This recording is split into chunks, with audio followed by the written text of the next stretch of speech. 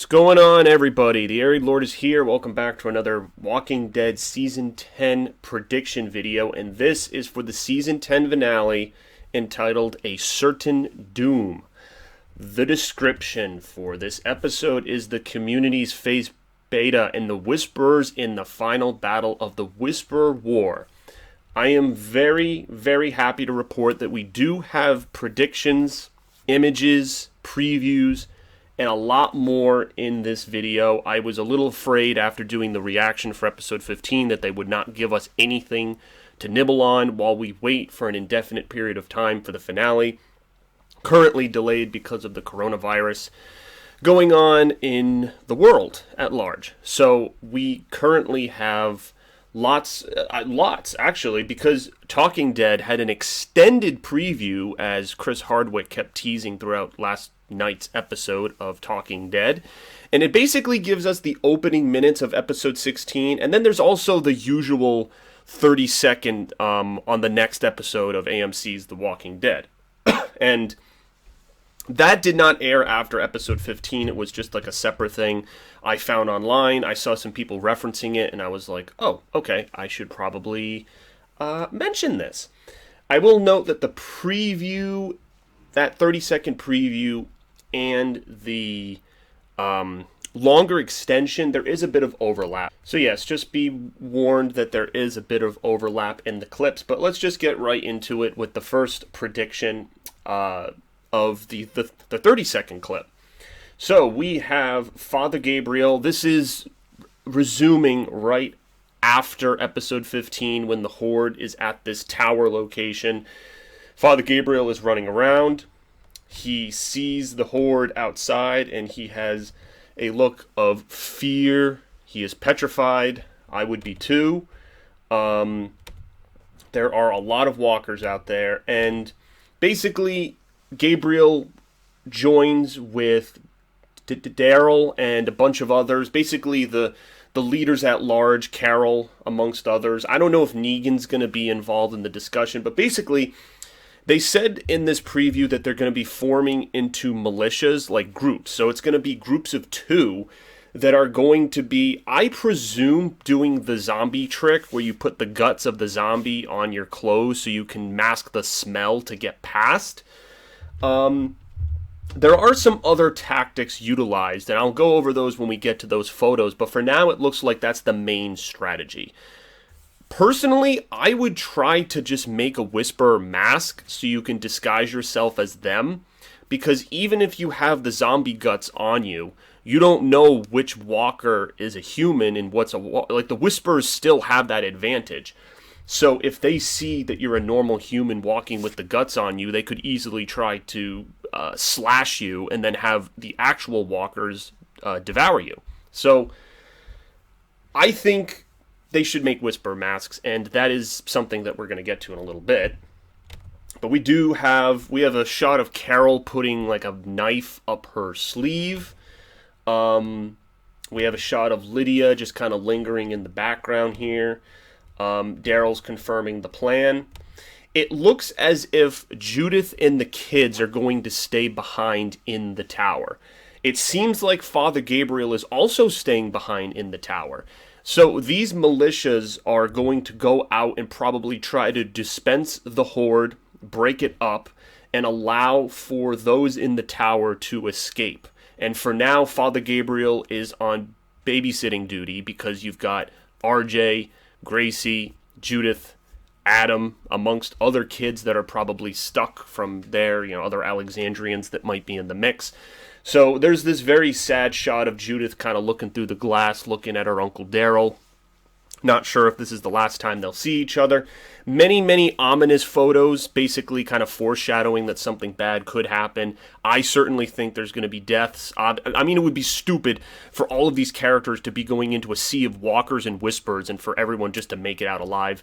The title of this episode, I'll get to that as well, will also kind of insinuates something's going to happen. Obviously, a certain doom being certain, so there's going to be doom in some way, shape, or form, so we better prepare for it. So, anyway, very sad. Judith and Daryl's departure, saying goodbye. And then we have our evil beta with his gold teeth. I guess that's one way. You don't have to, brush your teeth in the apocalypse. I can't imagine the Whispers have much hygiene at all. Interesting side note, apparently in Talking Dead last night for episode 15, they said that Beta's new mask, the merging of his old mask with Alpha's face, is strung together with guitar strings. So it's like taking a portion from everything in his life. So one half of the mask is from his old, if you remember the flashback, it was from someone he used to play in his band with. The other half is obviously Alpha, who's his new leader, or was his new leader.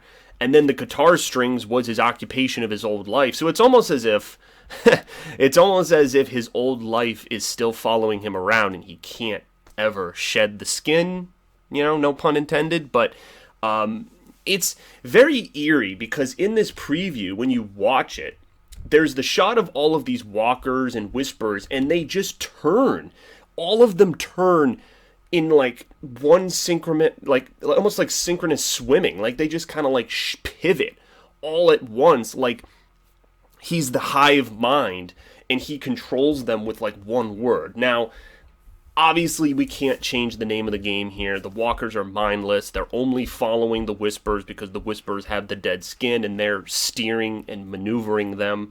That's how we know the Whispers have operated for a long time, so I'm not going to get into any crazy theories. I was kind of joking that Alpha's evil spirit was offering all those things she was whispering into his head was kind of allowing him to get to this point. But that's just his own psychosis destroying him from the inside, to be quite honest. So very eerie. And then we jump to the other group, which is now Princess is a ride-along. But we have King Ezekiel, or I guess just Ezekiel, Yumiko, and Eugene. I like this image of Eugene. Looks like he has his shitting pants on. It's kind of a funny image. And then Princess has this long spear coming out of her bike, or the bike. I'm not sure where she got that. I mean, we know she has her LMG, but it looks, a little goofy. I don't know. But of course you need close-range weapons. Can't just rely on... So we have that. Little bit of a close-range weapon for Princess. Understandable. And then we cut. So Eugene says in this image that he thinks that they missed the deadline for their meeting. He's panicking a little bit. This is obviously twofold because they have been building up the fact that Eugene is looking for a relationship with somebody that he's kind of is as he would say, simpatico. And so he's worried on two levels, obviously, because of the relationship and then just finding a new community. They're in such dire straits because of the Whispers, so I think that this new relationship is a huge must at this point. And so he's worried that they didn't make the deadline. We then cut to this shot, which originally I thought was from Eugene's perspective with the group, but it's actually it's in the tower because you have a member. It looks like that's Rachel. That's Rachel in the background. In case any of you guys were wondering who this girl on the right is, this is Rachel from Oceanside, the young girl that used to flip Tara off when Tara first encountered Oceanside. I had no idea. She has barely been in the show. She was at the fair last season when they signed that charter between the communities. She was filling in for Sydney. Sydney's another character we've barely had any screen time with. Once again, I mean, the Oceanside was used as as a training site in the beginning of Season 10, and it's just been somewhat ignored. But it is actually in this finale very briefly, and I will get to that in a moment. But yes, we have Gabriel, Judith, and Rachel, and there's someone trying to come in through the door, banging on the barricade that they've made. Then we have a shot of Kelly putting on a whisper mask, which is the strategy I was saying everyone should do, not just her. Honestly, they should kill a few walkers and carve their skins, much like the Whispers do, and just use their tactic against them. I think it would be effective because you're basically hiding from two enemies, and the Whispers... Like, how are the Whispers going to identify who's good and who's bad? Because you both have the mask on, and it's kind of, like, hard to tell. As long as you look like the dead, that's the way. It's like, oh, you look like the dead. You're one of us. But, if you don't look like the dead and you look like a regular human, that's someone you got to kill. But if you do, have, the it's almost like stealing like a soldier's uniform and using it to slip by, kind of like, I don't know if you guys saw Stranger Things, the season 3 finale. The Russian base, Hopper does something similar with that. Not sure if you're Stranger Things people, no spoilers there, but just wanted to mention that. Then we have Daryl venturing out into the sea of walkers. He opens the door. He's got his hood. This is the image that they originally gave us when they said the finale was delayed, where Daryl has the hood over his head and he's walking through the horde. So this image is preparing us for that. And then we have another one of Luke, who we haven't had much screen time with this season. But we have Luke and this other girl who I think is his girlfriend, the one from Oceanside that he was flirting with, who, again, we've had very, very little screen time. I only remember that because it was briefly at the beginning of Season 10. So there's that. And then this is pretty cool. I believe Beta stabs the door with his knife, and then Father Gabriel pumps his shotgun. They definitely, and I'll give some... I think I'm going to make this a separate vlog about who I think is going to die in this episode, because again, we need some vlogs to fill the space. So I'm going to do a death prediction for this. I'm not going to say it here. This is just to go through the images, but Father Gabriel definitely has gotten a lot of, not just like in this preview, but in the opening minutes as well. They have focused on him quite a bit. And then in the next shot, we have a train yard, which... for comic book readers, and I don't want to spoil too much, but if you're a comic book reader of The Walking Dead, you'll know what this train yard symbolizes. It symbolizes a major moment from the comics, and that's all I'm going to say. And basically, it makes me very excited because we're going to be meeting a certain group that I've discussed a little bit, but I will say no more because I don't want to spoil anything. So... now we're going to transition to the opening minutes, which starts very similar to the opening preview where Gabriel is running around. This made me laugh when I saw it. So that archer girl from the kingdom, Gabriel crashes into her, and it's just like the funniest thing ever because...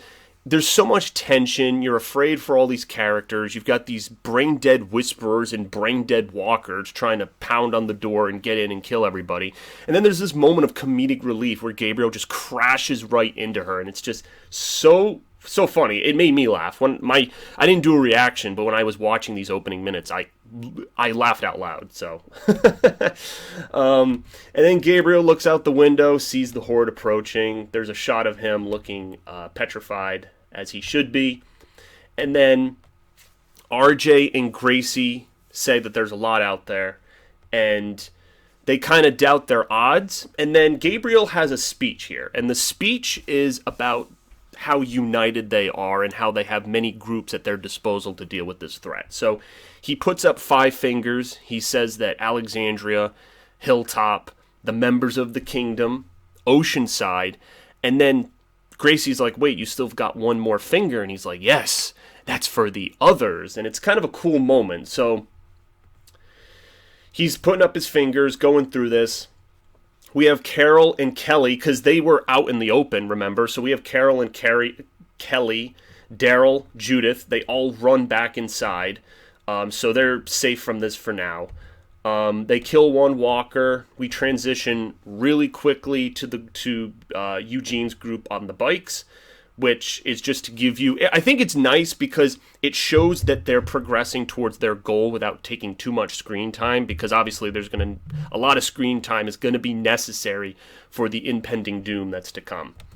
Then we have an oddball. This really surprised me that this is going to be in the episode. I don't know how much of a focus and how much screen time they're going to give, but we have Virgil. Yes, Virgil, who was with Michonne, has arrived back at Oceanside with an orange backpack, very ominous to the orange backpack from Season 3 that was also part of Michonne's alternate reality flashback. And he is at Oceanside. I have no idea why he came back here. I don't know if maybe he's done going crazy, he's run out of options, Michonne is gone, and he needs a new community and people to Like, he basically wants to be part of things because we know his family is dead and he needs a group. So he went back to the original place that because he stumbled across Oceanside back in the mid-season finale. So he's like, oh, I'm just going to come back and see who's here. Well, we have a much wider shot showing us that there is absolutely no one at Oceanside. It is abandoned. It is abandoned. There are some theories that somebody might be lingering around, but I don't want to get into that now. But Virgil, it sucks to be him, because he's like, I wanna, see people and get back together, and I'm gonna rejoin civilization. And there's like just no one to be freaking found here. I think that's kind of funny. And then we switch to Alden and Aaron, so we know that they were scouting last episode, and they're taking on not walkers, but a bunch of whisperers are going toe-to-toe. I must say, the whisperers kind of suck in hand-to-hand combat. Alden and Aaron are kind of dodging and taking them down with ease. And then we get this very odd shot. I have no clue, no idea what to make of this. This is like Morgan 2.0.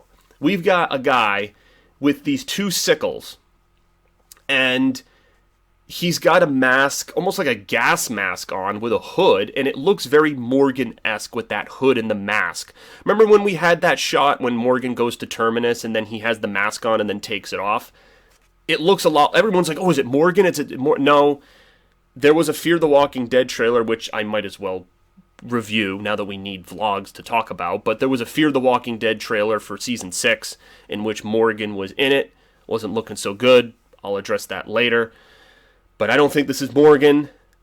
I think this is Maggie. And even though Maggie, which I'm about to address this, Maggie is at the very end of this trailer, I think this is Maggie coming into the picture, because at the end of this vlog we see her reading a letter. It says, Maggie, you need to come back. Jesus is dead. So is Tara. Enid too. They were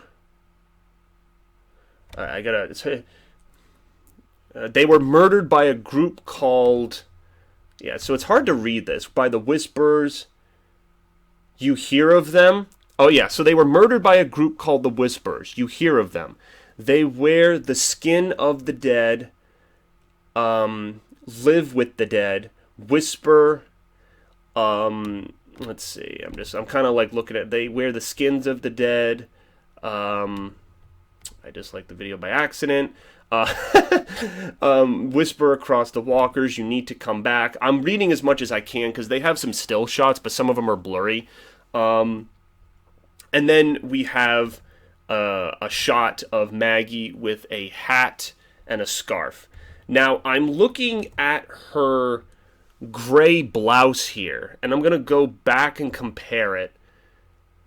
It looks like the guy with the sickles has a jacket that's not really a blouse.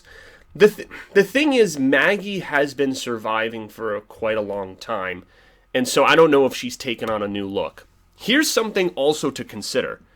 We're going to have a new character if they indeed decide to give him some screen time. If you guys remember, Maggie has a son, the son that she and Glenn had, Herschel Jr., and if you remember, there was a 6-year time jump in which Judith got older, so Glenn Jr. is going to be around Judith's age. So he would be walking and talking and contributing to whatever Maggie's doing, unless he's with those hippie people who Maggie has been with for so long.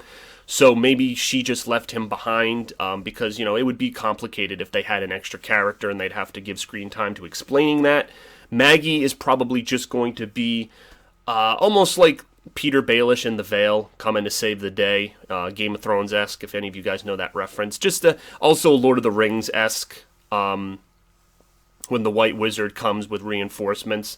I imagine I don't know what kind of reinforcements she's going to come with, but I imagine she's going to come and save the day and take down the Whisperers and their horde somehow. It's going to be an epic fashion, but I don't know exactly how they're going to do it, because This is very different from the comics, because in the comics, they actually make a stand at Alexandria. They don't leave Alexandria. They actually stay in Alexandria, and they make a stand. A couple of people die. Somebody does very similar. Someone tries to get on a horse and lead the herd away so that they can manage the situation at Alexandria. Hilltop does burn down as well. But I think one of the reasons they didn't decide to do that was because they've already had a big battle sequence of lots of walkers. They've already had that in No Way Out, way back in season 6, if you guys remember. They already had like the group fighting huge amounts of walkers inside Alexandria. I know the Whisperers are a different kind of threat, and it would be a little different. But this was, again, I bash Kirkman sometimes because I don't think he's as great of a writer as he likes to make himself out to be. But yeah, I mean, that whole thing where they have to yet again defend Alexandria from yet another horde of walkers is kind of repeating the same thing that he did with No Way Out, when there was a giant horde of walkers and some people died and they had to repel it. Like, but now it's just with the Whisperers inside it. So I kind of like that the show and Angela Kang are saying, all right, we're going to put this in a different location and we're going to have different strategies, and now Maggie's going to, like, it makes it different, and like, you don't want the same thing on repeat. And I'm kind of glad, even though they gave us last episode that shot of the sea of walkers in Alexandria, because it's an image on one of the comic books, so they kind of gave us that classic shot. They didn't have the battle take place there, and I'm happy for that, because it would have screamed No Way Out from season 6 all over again. And at least this, like, the strategies are the same. They're using the guts trick to slip by, I imagine. But for the most part, we've got something different here. So there's a shit ton of things going on in this episode. Who is Eugene going to meet? Is the meeting going to be successful? Will it be on time? Will Maggie get there in the nick of time? Because this is the communication she's been having with Carol. So this has been going on for a bit, so we don't know when she's reading this letter and at what point she's going to jump into the picture. Is she that... Like, for me, the only logical person who can be that ninja is Maggie. Because, like, who the heck else? People were saying Heath. No, Heath... Angela Kang already confirmed that Heath was taken by the scavengers and the helicopter people. Heath is in the same place as Rick, if they even bring his character back for the movies. That's already been confirmed. It's not even a theory at this point. And so it has to be Maggie. Like, it would have to be Maggie. Like, she comes back into the picture and she encounters Aaron and Alden first. Like, that would have to be the case. So yeah, I mean, I'm going to do a video predicting who dies. I feel like it should be a separate video because this also deals with a finale. I'm glad to get this vlog out soon. I'm glad we even got preview images, because if you got, like I said at the beginning of this vlog, I was concerned that they weren't even going to give us a preview. Like, I thought they were just going to flip us off and be like, yeah, you're just going to have to wait. And that's the thing. Some people were criticizing it in the comments. They're like, oh, we get these previews, but somehow the episode's not ready because of post-production. And at the end of Talking Dead last night, Angela Kang did come on, and she kind of repeated everything she said on the comicbook.com article I talked to you guys about last week, where she said that the stuff that they need to do can't be done remotely. It's got to be in the studio, so they need to wait until the quarantine's lifted so that they can go back in the studio and just put the finishing touches and release the episode. It's got to be sometime this year, I would assume. Again, it's a day-by-day thing with a larger issue that's separate from a TV show, as I've said a couple of times now. So we'll just have to wait and see. I mean, this is a wait-and-see thing. I'm glad I could get these previews out for you guys.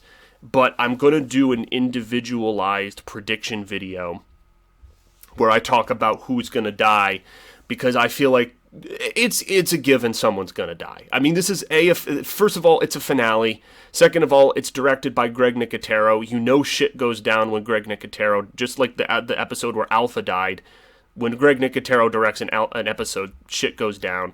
So And this is named after a momentous comic book issue where a major character dies. I won't say who. Maybe I'll discuss that in my prediction video for the death predictions. So let's save that.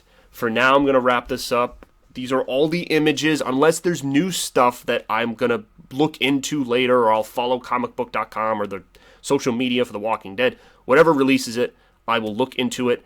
And at the moment, the time, I will just go into it. So, thank you guys for sticking with me. I really appreciate it. We'll get through this together. I hope you're all doing well in your situations.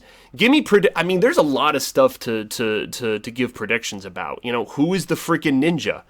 Is Eugene gonna succeed? You know, so many characters have different storylines. Negan, are we gonna get a battle between Beta and Negan? Because that's a huge battle. In the comic book, they have a huge fight scene, and this would be the best time and spot to have that fight scene go down.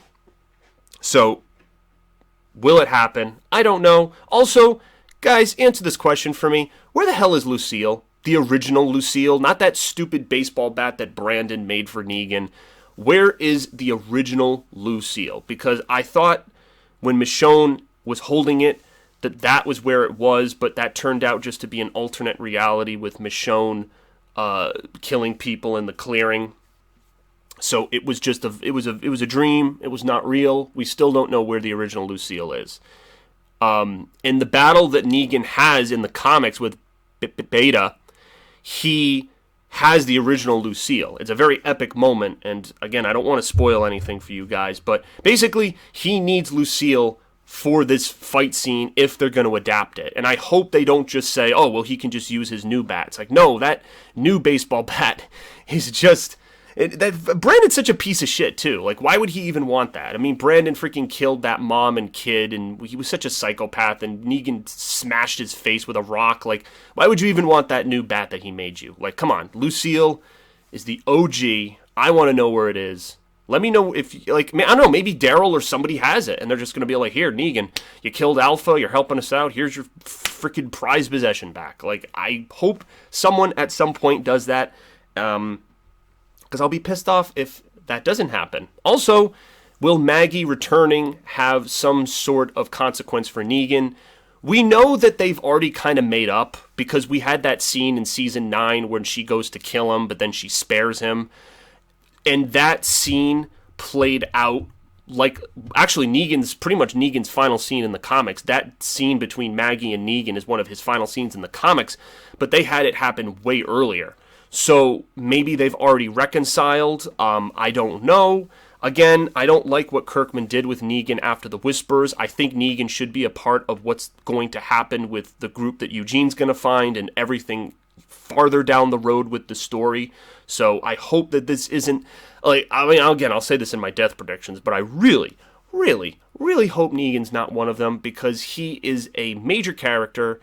Obviously used to be a villain, but has had a huge arc of redemption, and you would lose a lot of viewership if you killed him. He is just one of the matches that's lighting this show and keeping it going, and amongst other characters, but I just think it would be really stupid to even consider killing him. So, I'm just going to say that right now, but we'll get into those death predictions later. Don't want to say anything too in-depth right now. So, anyway, this is my last prediction for Season 10. I mean, it was going to be my last prediction for Season 10 regardless of when this episode aired, because this is the finale. So, the next one will be for Season 11, whenever the hell that happens. So, I appreciate you guys watching these predictions. Again, I'm just glad I got to do this with some photos and some material to break down for you guys. And the next vlog will be a death prediction. I'm going to give you guys updates. The next death will be a death prediction for the Season 10 finale.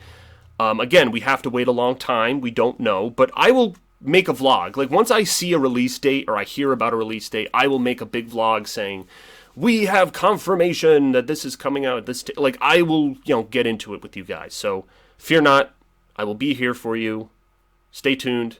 Thank you. Stay safe. Stay home. And I hope you guys are doing well. Thank you.